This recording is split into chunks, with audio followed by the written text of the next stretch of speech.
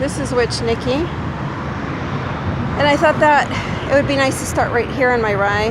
They're really pretty flowers. There's some pink ones over there.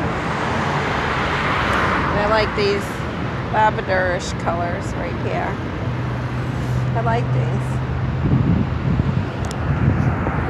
So you can see it's me, Witch Nikki. I'm going to start my video now. Holding on to you. Oh, these orange ones want to be seen too. They might look yellow, but they're orange. And the clouds up above, really pretty. And behind me, that's kind of going east.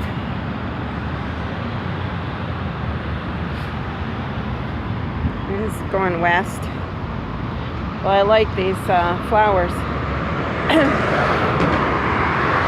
I also like when trees have bark peeling off. I don't know, that looks pretty cool too.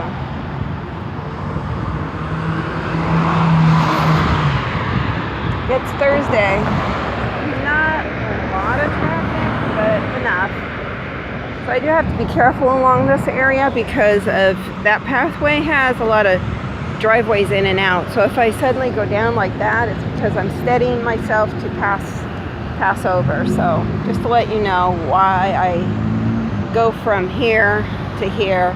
And sometimes I forget to come back up to where I'm going. Because I'm like down on the ground. I'm not on the ground, but my camera's viewing down on the ground because I forget to come back up. Here we go. Oh, rocky start, but there we go. Believe me, I'm doing that. I'm trying to do better than I've done before. The gardeners have been over here, so you can see the stripes on the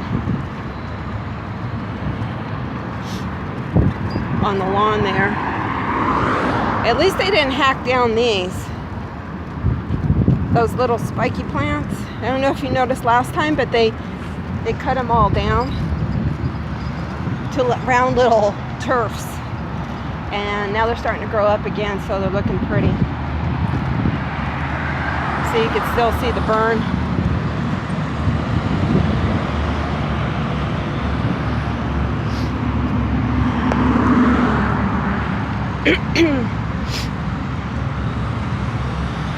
I like the mix of the pink and the purple right here.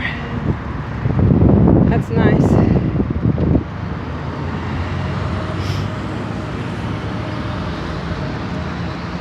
So,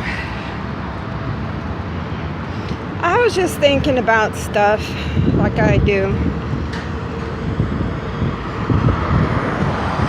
And here's an example, okay, because the past few days has been kind of an anger management day for me and a few people around me. Well, up ahead is a person with some kind of cart or something, stroller or something. So I'm going to be really careful not to get them into the camera. I mean at a close distance, close up. I mean, I'm going to try not to get them in there. I'm trying to see if there's going to be another driveway, because this lady seems like she's kind of upset about something. She's like yelling or something. Hi. I mean, usually they're okay, they're out here. They're human beings. And I know that before, sometimes it sounds like, I don't care because I call them homeless, but they're maybe environmentally challenged. Why do we have to be politically correct? If it hurts somebody so much, then I'm really sorry if it offends somebody that I say homeless from time to time. But I've really gone a long way, because back in my day, they were called a lot of different other things. In my mom's day, even worse. I won't go into all of that. You either know or you don't know. But if a label does offend somebody, I'm really sorry. I'm not trying to do that. It's just because I haven't learned a new term for that yet. And I'm still going by on what I've kind of grown up with. I mean, I've changed the ones I've grown up with. And then in my later years, this is what they've been called. And then I know that there's been some other changes too.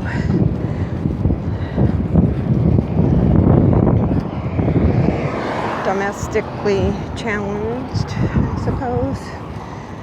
Different things. But I saw a preview, a trailer for a movie called The Public. And it says it's coming out in April, but I saw some that said it was some of the videos, maybe it was coming out at one point earlier than that, and then maybe it's finally on its way out, I don't know. But look it up, because if you're in your 30s, you're going to know some of these people that produced it and directed it and are in it. And 30s and up, I'm sure. But it talks about them in a different way. It shows them in a different way. I mean, it shows them exactly how you do and would see them. But if you don't go up and start talking to any of them, if it's not safe to do that, if you feel like you're going to be attacked, and believe me, I have been. So I'm going on my experience, not just what I've seen or heard. So please don't judge me until you've walked in my shoes or rode on my bike, basically. Now, what I was going to talk about is the anger, okay? Or any kind of emotions that might be seen out here in this world as being negative or bad, okay?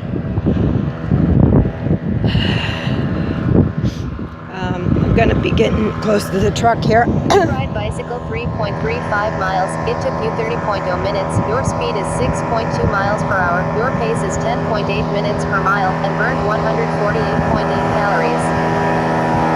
Okay. Let me get up a little bit faster.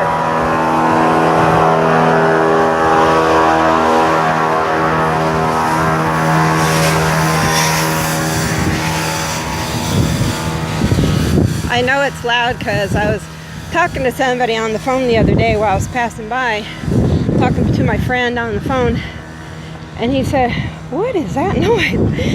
And I told him, and he goes, "Oh, okay."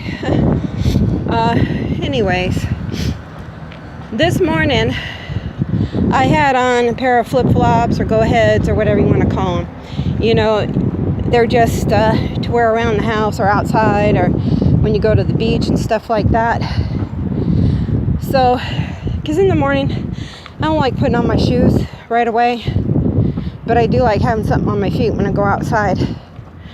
So I was coming back up the porch steps, and the bottom rubber part of the part in front where my toe is, it kind of folded under as I was going up the steps, and that action made me fall down, and I scraped my left hand on the wall near our front door, which has got stucco, and if you've ever rubbed your hand against there, yeah, it doesn't feel too good. You know, there's somebody going along on the other side, I think, banging on these train cars, it sounds like, or somewhere I hear them. So anyways, I went up. I got up. I also banged my right elbow on something, and my knee and my hip on something. So I'm a little bit sore today. So what does that have to do with anger? Okay? So I fall in that situation. I fall down. I get hurt. Who am I going to get up and blame? Like so many of us do when something like that happens. Okay? Do I get up and say, well, the person who made these flip-flops made them so flimsy. Hey, wrong, because I've had them for like about 6 or 7 years. I forgot. So yeah, they're going to be on the flimsy side. So no. Was it my fault because I wasn't watching where I was going? No, I knew I was going up the steps. Was it the steps' fault for being made faulty in some way? No. Was it the house's fault for having stucco on it in the first place and I hurt my hand on it? No. So sometimes you just have to deal with that and move on. Like, no fault, anger issues, and you just, okay, well, there's nothing I could do about it. I can learn. I got to be careful. I got to get a new pair of flip-flops, a little bit more sturdier, that aren't going to be flipping around like that, causing me to trip. So you find a lesson that you've learned. And this is just an example, because I was thinking about it. So what if you're in some kind of confrontation or having a misunderstanding with somebody, and you have a misunderstanding and you have issues with them, and there's anger or frustration. I'm going to look at this here so it reminds me to make a call to have it removed, and there's one on the other side too, and that's right before Shoemaker. I gotta wait for the traffic to clear down a little bit. There's some cars coming. Clearing up here. A couple over there. I think we're gonna be able to make it now.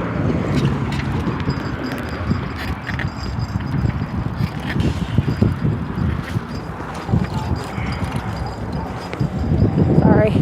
I know that crossing is always bumpy, lumpy, and a lot of motion in it.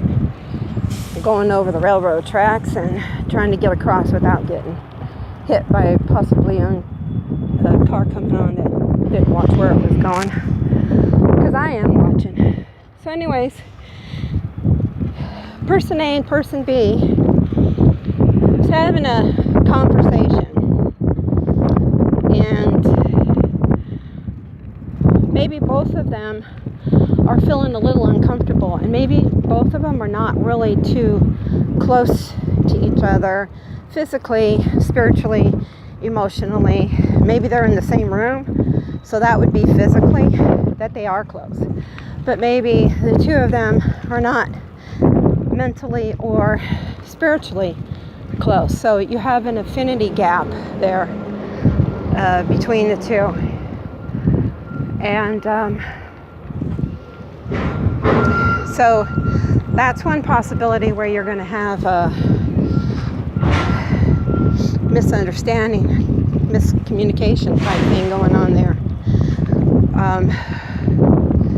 Another thing is one person or both could be hungry. One person or both could be tired or uncomfortable in some way. One person or both could be hurting in some way, ill or healing. They could be emotionally drained, physically drained, or spiritually drained. You never know what you're going to get when you're approaching someone else. Okay? You never know what is going on inside them that you cannot see. So if you go up to a person and and you start getting static, or they're not getting what you're trying to say, and you think you're saying it right, but actually you're not, because it's making them mad. And if you were just saying, the flowers are so nice today, I'm having a wonderful day, how about you? That's pretty out front, you know. But if you went up to him and said something like, did you go and ruin the flowers today because they're off, they don't smell too good, or something's wrong with them? Did you do that? Because everybody's saying you did. You know, so they're accusing you there, but they don't feel, something in them don't feel right. Something in them doesn't work right. So what's going on with you? They didn't stop and ask and say, how you doing today? Or nothing. They just jumped right in and didn't care. That's kind of like what the experience with me and recently in my neighborhood there. Okay, so all of a sudden then you got an avalanche. You got this person saying this, and back and forth, back and forth, back and forth, whittling away at each other, making it worse than it really was. It didn't have to be like that. And now that I've been thinking it over, because this is like, I don't think it over, how am I going to get back at them? What am I going to do? You know, nothing like that. I think it over like, what did I do wrong here? How could I make it better the next time? Where was my misstep? Was it the flip-flop? Was it the steps? Or was it just me and a combination of both that didn't work out very well for me this morning? You know what I mean? So it doesn't matter if it's just you and a situation, or you and one other person or two other people or whatever. If you're not communicating properly in the beginning, it's going to lead to a misunderstanding, and that's going to lead into an argument, and anger and issues are going to get all stirred around, and feelings all stirred around in there. So I'm using the experience that I had not to say mean things or bad things about said person who came over and got me going. He got some bad information, and he decided to come over and attack me with it. Is that his fault? Is it mine? You ride bicycle 4.44 miles. It took you 40.0 minutes. Your speed is 5.4 miles per hour. Your pace is 10.4 minutes per mile and burned 197.4 calories. I'm not even going to touch that backpack. But anyways, there's my planner toilet. And so that's a little bit what I've been thinking about on this ride on my way out. Now I'm at the end, as you can see.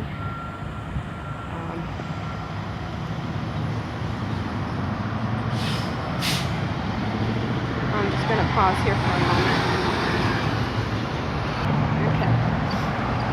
There's a person walking by. They don't want to really get into the view.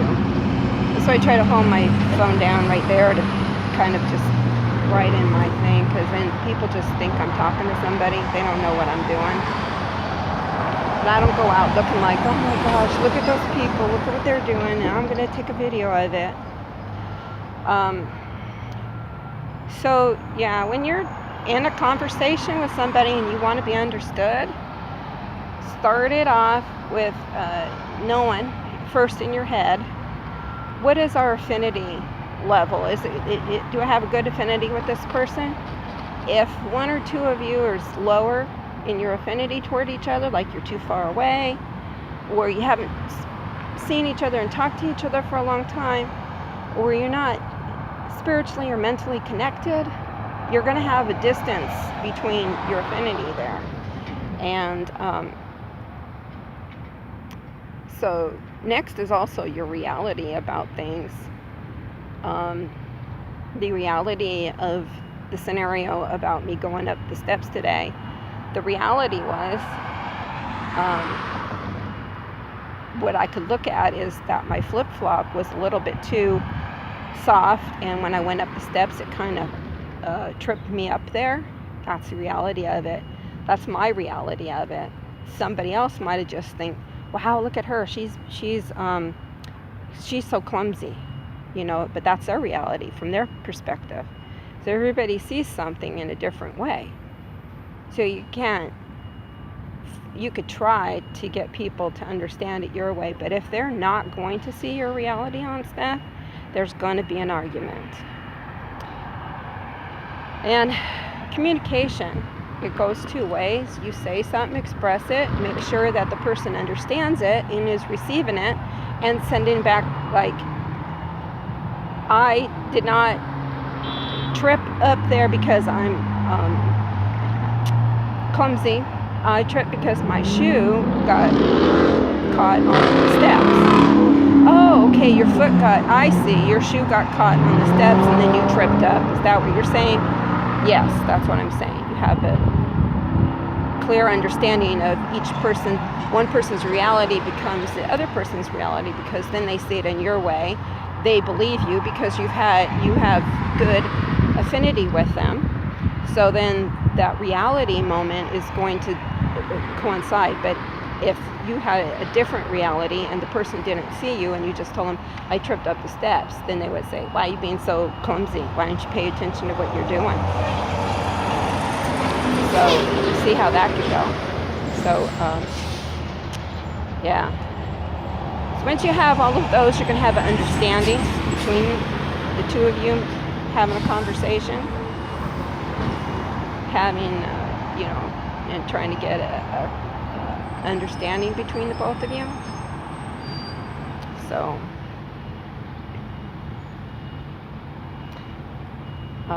this is something that I have learned, process. I'm still in the works of it. I'm still learning it. I'm still developing myself in it. It's really hard sometimes when you're the only person using a concept and the other people don't get it. And you just have to say, I get this concept. I understand it. You say it in your head. I understand this concept. I'm fine. I'm expressing this correctly. But they're not. They're not here in the same moment or whatever. They don't understand it. So just end the conversation as peacefully as you can and say, look, let's come back to this when we both feel more comfortable. Comfortable talking to each other, being fed, being warm, being cool if you're too hot, having a drink of water. Just separate for a moment and come back when you feel a little bit more comfortable in everything. So you don't have to tell them that, but just say, let's come back and talk about this when we feel comfortable. I don't feel comfortable. And you don't have to explain why, but you just say, I just don't feel comfortable, and I want to feel comfortable. I want you to feel comfortable. So let's feel comfortable and then come back to this in a more easier way, and let's feel comfortable about it. That's what I'm learning. It's a process. And when other people don't have that process and don't have the concept, it's really hard, because they challenge you with their anger and stuff and their frustration, and it gets out of hand. Okay? And you feel lost. You're trying, but you feel lost because you feel like you've lost already, because they're not getting it. Even after they feel comfortable, they're still not getting it. Some conversations are just not meant to be fixed. Just like walking up the stairs, it's just not meant to be fixed. I can't go to the flip-flop company and say, your flip-flop made me trip up my stairs today. Or the people who made the steps and say, look, the way that this is made, I fell up my stairs today. No, it's just something that cannot be fixed. And that's the way it is in life. That's the way everything is in life. So this is Witch Nikki. And I'll talk to y'all next time. Thank you for leaving me some kind of like or thumbs up or something. And there we go.